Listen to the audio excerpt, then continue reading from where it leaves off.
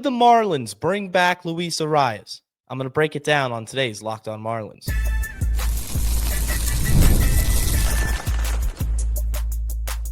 You are Locked On Marlins, your daily podcast on the Miami Marlins. Part of the Locked On Podcast Network, your team every day. Welcome into Locked On Marlins. I'm your host, Jeremiah Geiger. I'm a diehard Marlins fan, and I've podcasted about the team for the last 4 seasons. You can find me on Twitter at Jeremiah Geiger2, and thank you for making Locked On Marlins your first listen of the day. Part of the Locked On Podcast Network, which is your team every day. Make sure you're subscribed to the YouTube channel or wherever you get your podcasts. Today's episode is brought to you by Gametime. Download the Gametime app, create an account, and use code LOCKEDONMLB for $20 off your first purchase. And on today's show, could Luis Arraez return to the Marlins? That's the question that I'm going to give my opinion on. Certainly far from an answer because the Marlins haven't signed any free agents. The World Series is still going. So it's a lot of speculation, a lot of wait and see. We're also going to talk about the numbers behind the Marlins payroll. It has to increase. It's not a matter of if. It should be a matter of when. Because if it doesn't increase significantly, then there's going to be some serious complaints that are justified. We're also going to take a look at a former first-round pick. Should we be concerned with Noble Meyer, the Marlins' first-round draft choice from a couple of years ago? But first off, Luis Arraez. So I tweeted out the other day. I think this was yesterday. The offseason, there's no Marlins games going on. I'm not tweeting out every hour on the hour, anything like that, but I saw a lot of Luis Arraez back to Miami tweets, bring him back, this and that. And I said, I'll always love Luis Arraez, but he is not the answer at first base. And that was yesterday. The tweet was fairly popular. It has over 80 likes. Seems like people agree with me. I think it's obvious why I don't think Luis Arraez is the answer at first base. Let me set the stage by giving you my reasonings why I don't think that. Number one, his defense isn't good. Number two, he's not a power hitter. And what have I talked about on this show? The Marlins need slug. They need a first baseman that can come in and drive in runs, can hit you 25, 30 home runs. That's why I want Josh Naylor. I did an episode on Kazuma Okamoto, the first baseman, third baseman over in the NPB who's going to be posted this offseason. With the Marlins potentially making a run at him, a power hitter. Essentially, that's what it comes down to, power. I think the Marlins need a power hitter at that corner position. So that's in a nutshell, and we're going to dive more into the numbers later on. But Luis Arraez himself said, okay, with a smiley face in my mentions, replying to that tweet. I follow Luis Arraez. I've been a Luis Arraez fan. I vehemently was against trading him after the playoff season in 2023. I was very disappointed. I felt like he had a role on this team, and I'm a fan of the way he plays the game. He is a throwback player in an era where 98% of baseball players, when they're in the box facing a pitcher, they don't have that same approach. They don't have that same skill set. And so I have a deep appreciation for Luis and the way he plays the game. Now, does that mean that he is that I'm sitting here clamoring and hoping for a Luis Arraez return because I like the way he plays the game and because I think he has value? No, because I don't necessarily think that should be the Marlins agenda, is bringing in a contact first, defensively limited player. If the Marlins signed Pete Alonso and they didn't have Xavier Edwards at second, and their outfield still consisted of Jacob Marcy, Kyle Sowers, you add Pete Alonso into the fold, and you have a giant payroll where you can afford to sign Luis Arraez. Again, you don't have the middle infield that you do now. I mean, maybe that's a question, but now we're running hypotheticals here because I don't want it to sound like I've changed my tune on Luis Arraez and what he meant to that Marlins team in 2023. And I've said this before. That 2023 playoff team was driven by the efforts of Luis Arraez and Jorge Soler. That was the Marlins offense. Now in 2024, they traded him to the Padres. He spent his first full season with the Padres in 25. And across 675 plate appearances, he hit .292, slugged .392, an OBP of .327, and an OPS of .719. Now, the unfortunate reality is that his numbers have been declining year in and year out. 2023, since that season, hit .354 with the Marlins. Last year, .314. This past season, .292. On base percentage went from .393 to .314, or .393 to .346 to .327. The OPS, .862 with Miami, .738 in 24, .719. And the point of this isn't to bore you with numbers. It's to explain that bringing him back, a contact hitter who is showing signs of slightly declining in terms of his one skill set. He didn't hit 300. He didn't win the batting title. That's a little bit concerning.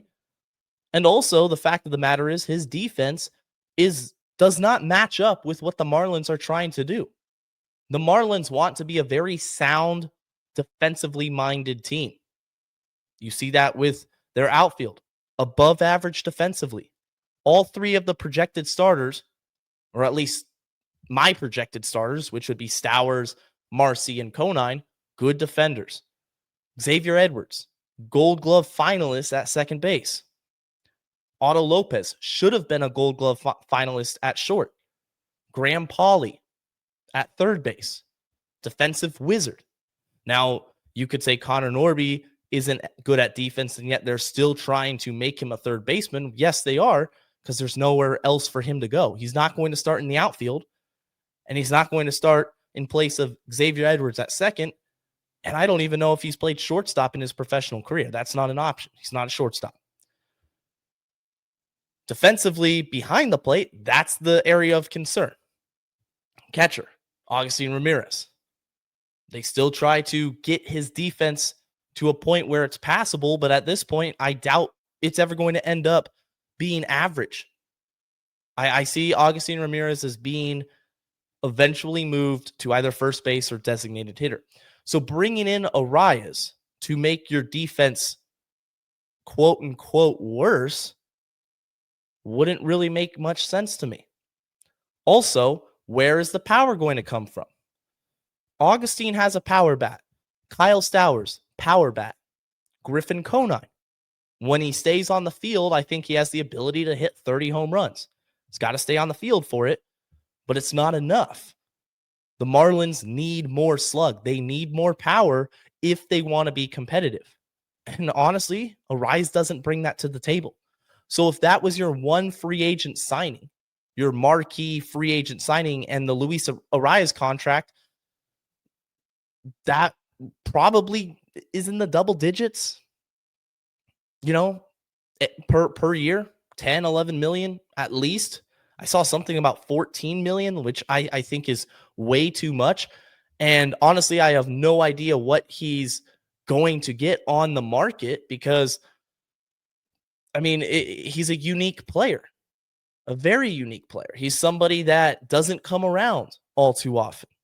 And why, yes, I think he's a great addition to a lineup.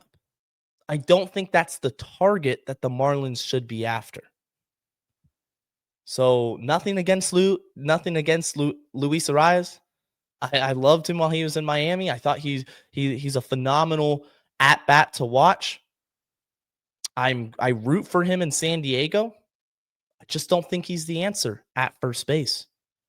So let me know in the comment section, do you want to see Luis Arraez return to Miami? I don't see it happening. I don't see this as a possibility.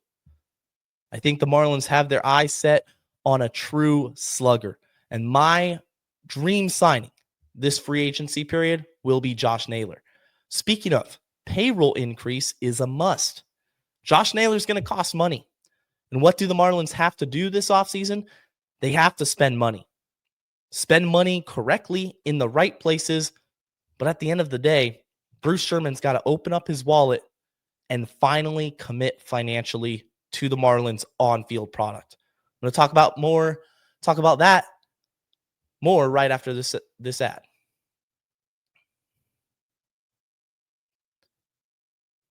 The NBA is back, and there's no better place to get in on the action than FanDuel, the official sports betting partner of the NBA. Even if you missed the start of the game or want to ride the hot hand, FanDuel has live bets on everything from who will score next to fourth quarter comebacks. You can even combine your live bets into a same-game parlay for a shot at a bigger payout. It keeps every game exciting, especially when your team's making that late push. Right now, FanDuel's giving new customers $300 in bonus bets when your first $5 bet wins. So head to FanDuel.com to sign up and play your game with FanDuel. It's the official sports betting partner of the NBA. Remember, you sign up, never played FanDuel before, first $5 bet, if it wins, it's going to get you $300 in bonus bets. Shout out to all the everyday listeners making Locked On Marlins a part of your daily routine. The payroll's got to increase. It's got to. It's not a question if it should or if this is the right time. No more excuses, no more hesitation, no more ambiguity when it comes to spending in free agency and when that time is right, because the time is now. The time is right now. Look, the last couple of years, the Marlins have signed 2 free agents, 3 if you count Eric Wagman.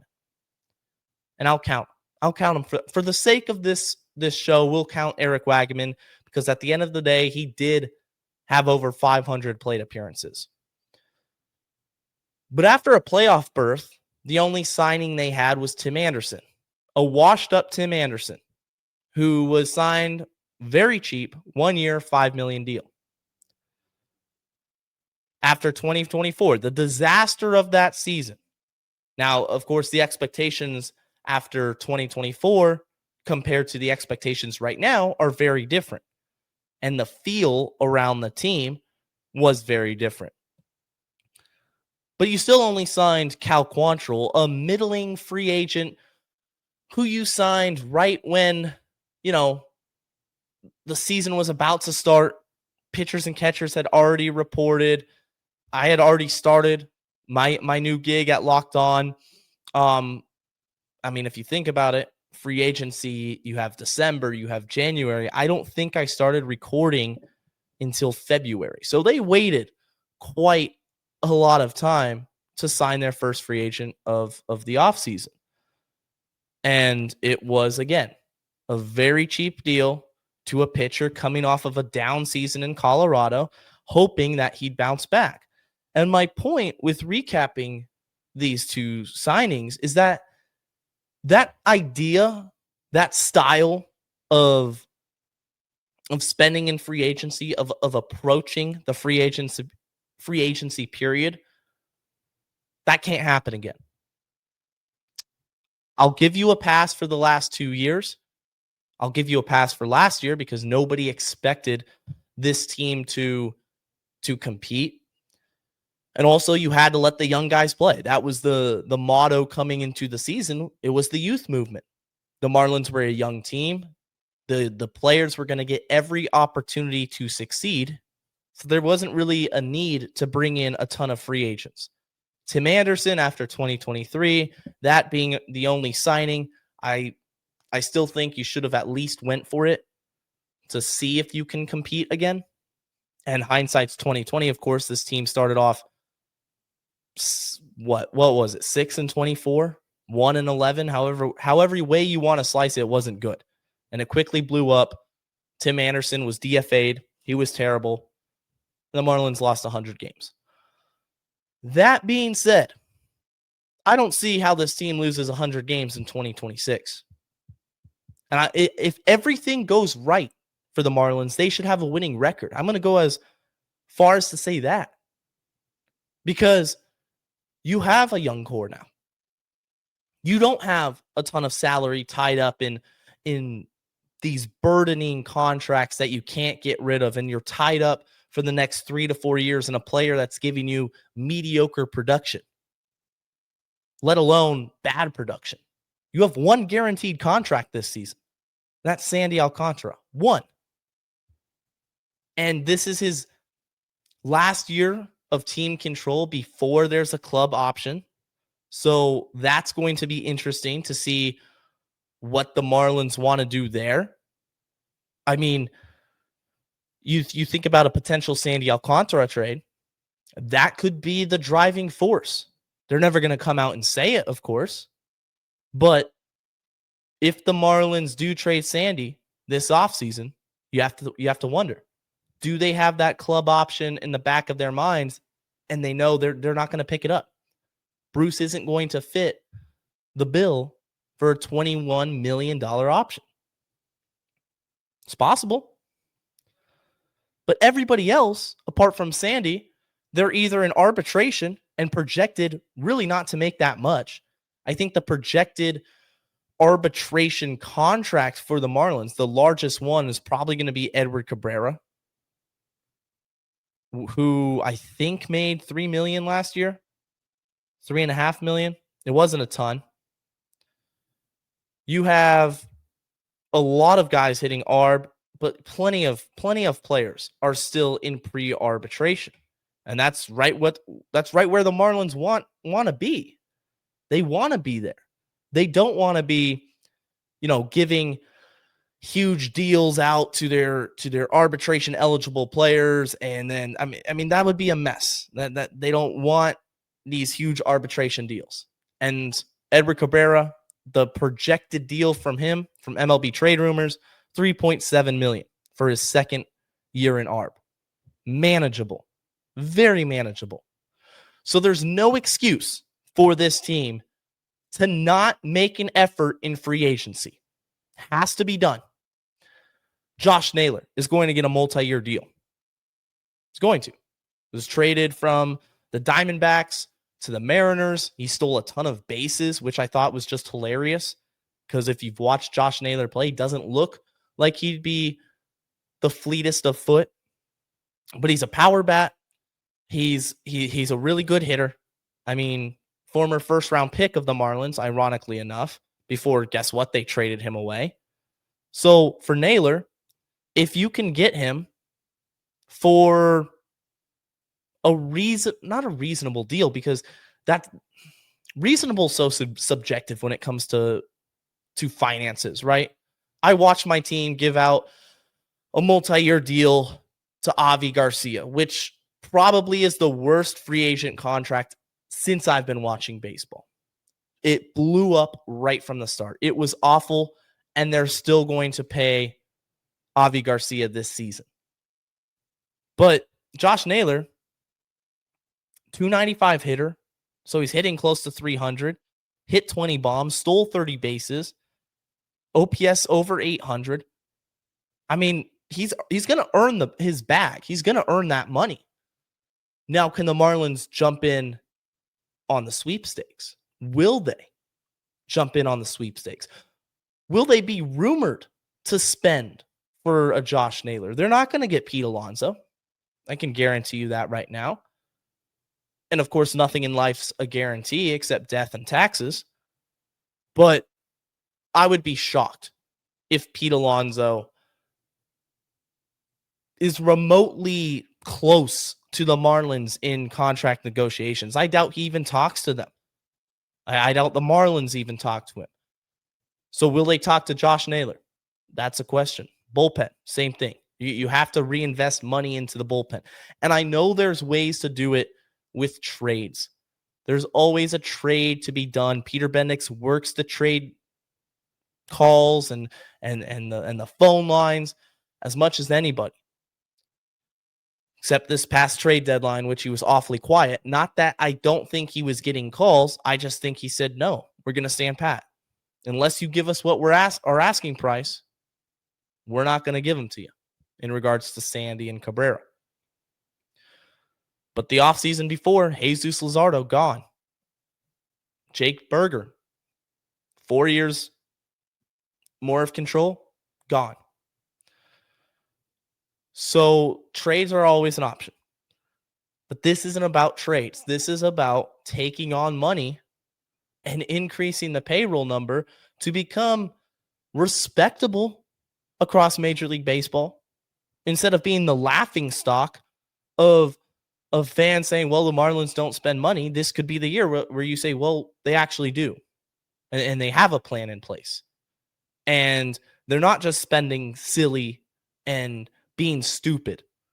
They have a young core, and now they're supplementing this young core because, believe it or not, this Marlins window is open. And if you stay healthy, never a guarantee, again, but if you hit the right buttons, if you make the right transactions, then you have a chance to set your franchise up for success, not just for 2026, but for 2027 and 2028. The farm system, it's up and coming. Thomas White, Robbie Snelling. And you sign a couple of these guys, you could be in a really, really fun and exciting and competitive place. So it has to happen. Now, will it? That's a different story. I hope it does. I think it should. Heck, I think it will. I think the Marlins do commit financially and sign some big name players. But I'm a Marlins fan. I've seen this story before. And I would be lying if I said 100% guys, I feel totally confident in the Marlins and their plan this free agency cycle. Because at the end of the day, I don't know. We've never seen Peter Bendix and Bruce Sherman work together in free agency in any meaningful way. It's just been a couple of marginal signings. It's going to be exciting to see. Coming up next, we're going to talk about a former first-round pick who I'm concerned with. Yeah, I'm pretty worried about him. The Marlins have to draft well, too, if they want to continue being successful long-term. And in 2023, I'm not so certain that they did. I'm going to talk about Noble Meyer right after this. The NBA season is back. The NFL season is back. And honestly, there's nothing better than going to the stadium, surrounded by fans, cheering on your team. But sometimes getting tickets can be a hassle. You have login screens, prices shooting through the roof, just jumping at you at checkout. You're like, where did that price come from? But with Gametime, you're going to have the app that gives the advantage back to the fans. Best part about Gametime for me is the all-in pricing. So once you see your ticket and you see that price, you go to checkout, it's not going to jump up. That price is locked. It's all-in pricing. Gametime's 100% authentic tickets delivered on time and at the best price. So pull up Gametime. Go check out the deals. You could go to NFL games, college games, college basketball starting up right in a week or so. Of course, you have your concerts and comedy shows. They got it all, and it makes buying tickets super simple. You can also see the exact view from your seat before you buy. So the all-in pricing, the exact view from your seat, couple really cool bonuses. Download the Gametime app, create an account, use code LOCKEDONMLB for $20 off your first purchase. Terms apply. Again, that's promo code LOCKEDONMLB for $20 off. Swipe, tap, ticket, go. Download Gametime today.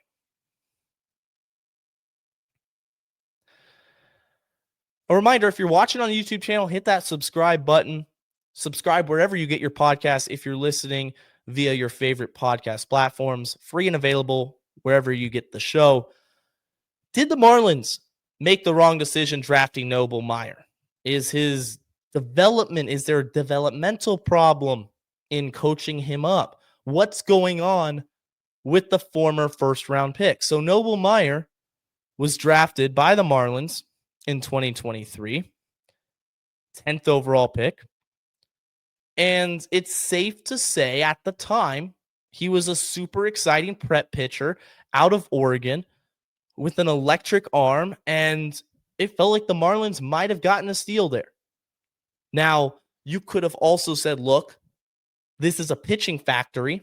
The Marlins, they were offensively starved then. They're offensively starved now. We need a bat. And I wouldn't have been opposed to that. But they go with the big prep righty. And now fast forward a couple days later, or a couple years later, a couple days later, we still would have been in 2023. But a couple years later, especially after 2025, I think it's time to hit the panic button. Noble's coming off of a season in high A. And let me preface this by saying Thomas White was drafted in the comp round right after. So the Marlins did get their elite pitcher, their elite pitching prospect, just wasn't with the 10th overall pick. And White has far and away surpassed Noble at this point in their development. And we're probably going to see Thomas White in the major leagues at some point. Meyer went 1-7 with a 4.41 ERA for high A Beloit across 19 starts, 65 and a third innings. He walked 38 and he struck out 72. So 9.9 strikeouts per 9 innings, and then a 5.2 walks per 9. Not the most encouraging stuff from Meyer. And the hitter that was drafted right after him, take a second, pause the show. Who was it? Well, that would be the Angels' first baseman, Nolan Schanuel, who, of course, got rushed to the majors and has played a good number of Major League Baseball games, including this past season, where he hit 264, drove in 53, and hit 12 bombs. Now, is he the best first baseman in the league? Is he an all-star? No. But he's now played 2 full years and is a positive WAR player with an OPS in each of his 2 full seasons, 706, 742. It's a pretty decent hitter. Drafted immediately after Meyer. You had Matt Shaw, drafted at 13th. Kyle Teal, drafted 14th to the Red Sox. Bryce Eldridge, drafted 16th to the Giants. Some really good names as you go down the list. Mariners, Colt Emerson, down at 22. Yankees, 26, George Lombard. So it's safe to say the Marlins whiffed. They whiffed. And I'm confident in saying that now. Is it over for Noble Meyer? No. Is this a scenario in which he's written off completely and never makes the major leagues? No. Pitching's hard. Hitting's hard. Baseball's a hard sport. I do have faith in the Marlins pitching development team and what they do down there across all levels of baseball to get their guys the best chance to make the major leagues and have success. But this is make or break time for Noble Meyer. It just is. If in 2026 he has a down year, then there's going to be a real concern that he ever makes the majors, because he's going to be stuck at low A, double A, wherever he ends up, and is still not having results, and he's still struggling with command. I mean, he's already getting passed by multiple guys in the Marlins system. Thomas White, I talked about him. Robbie Snelling. Carson Milbrandt is a better prospect than Noble Meyer. And so he's going to slowly fade out of the immediate vision and plans of the Miami Marlins. And you never want to see that happen with a first-round pick. But a team like the Marlins, they have to ace these picks. Now, it's impossible to ace every draft. That's never the case with any team. And when you do multiple years, then you're going to have a really good core. Look at the Houston Astros and the way they drafted and the young core they had. But, I mean, they still missed. They had that left-hander. Was it Brady Aiken drafted? first or second overall. So misses happen.